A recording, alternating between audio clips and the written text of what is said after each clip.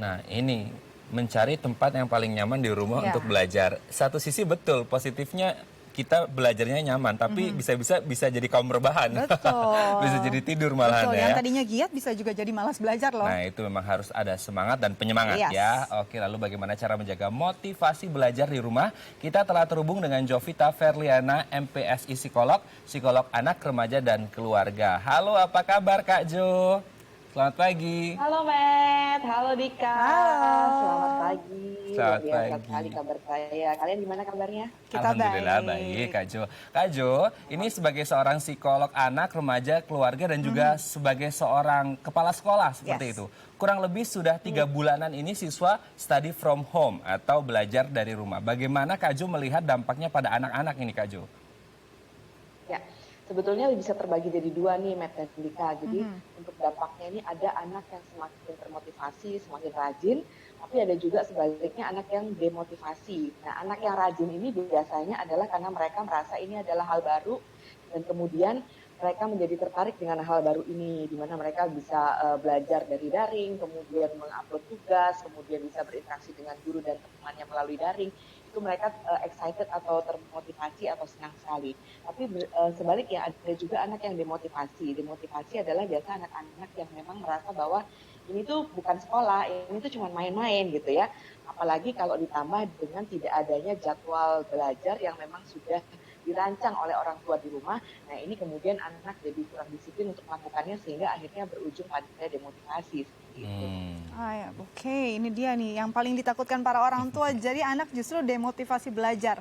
Nah, ini bagaimana indikatornya? Bagaimana orang tua bisa melihat, oh anak saya kayaknya kira-kira sudah mulai terpapar rasa-rasa demotivasi belajar, dan bagaimana kita bisa menanggulangi hal seperti itu, Kak Jo? Iya. Jadi untuk bisa menanggulangi, untuk orang tua ada beberapa metode atau tips yang bisa dilakukan gitu. Yang pertama adalah memang mau nggak mau harus mengatur waktu. Jadi ada jadwal tertentu yang memang sudah disusun bersama orang tua dan anak untuk memang dilakukan. Di mana di dalam schedule atau jadwal itu memang harus ada jadwal belajarnya, termasuk pembelajaran online lewat daring.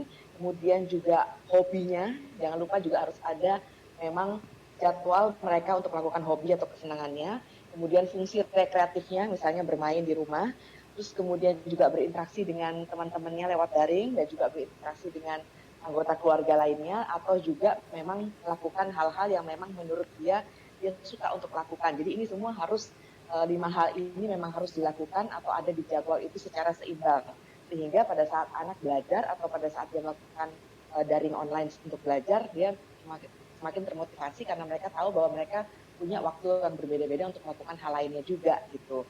Nah, kemudian yang kedua adalah memang tadi yang memang saya sampaikan itu dalam hal belajar bisa jadi di sekolah itu memberikan tugas-tugas yang harus dilakukan di rumah.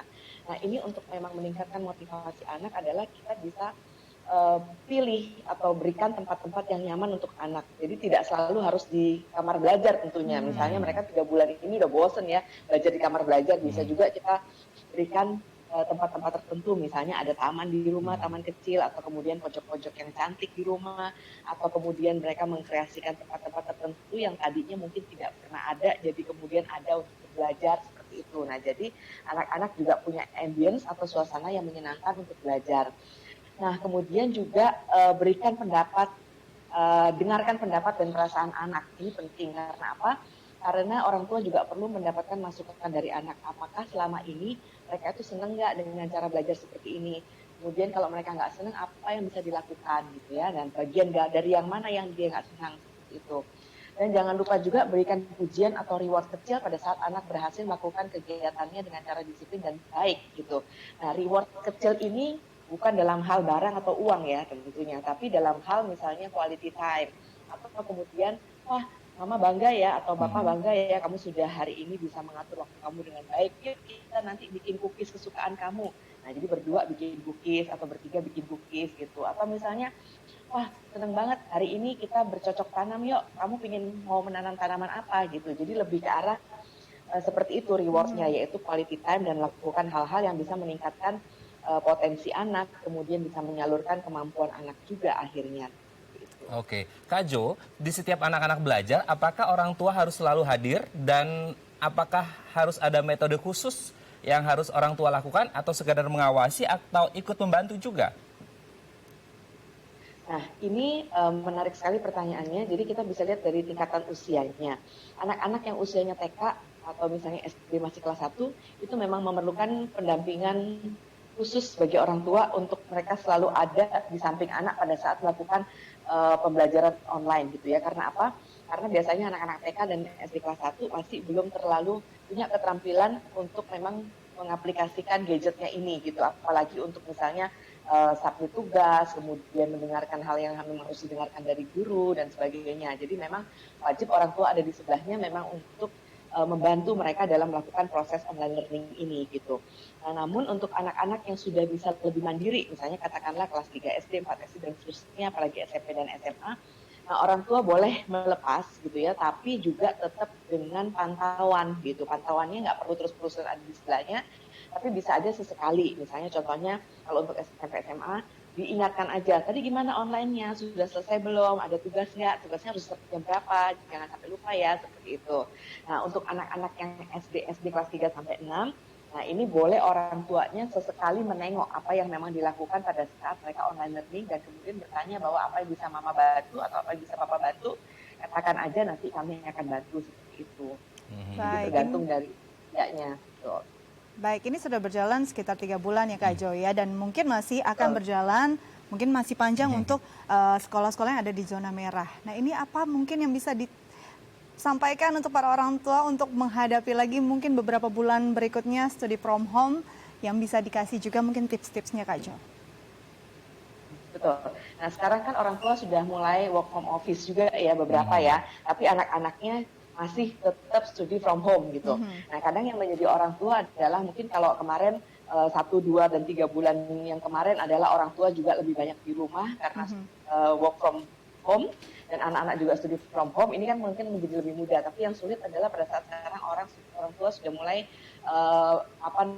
work from office. Nah gimana mengatur waktu atau time managementnya ini harus memang ketat sekali gitu. Jadi yang bisa dilakukan adalah untuk orang tua yang sedang bekerja, tapi kemudian punya anak yang memang masih memerlukan pengawasan dari segi usia tadi yang saya sebutkan, nah bisa menggunakan bantuan atau misalnya bisa meminta bantuan kepada orang-orang yang ada di rumah, misalnya kakeknya, neneknya, omnya, atau kakaknya dari anak tersebut untuk memang memantau.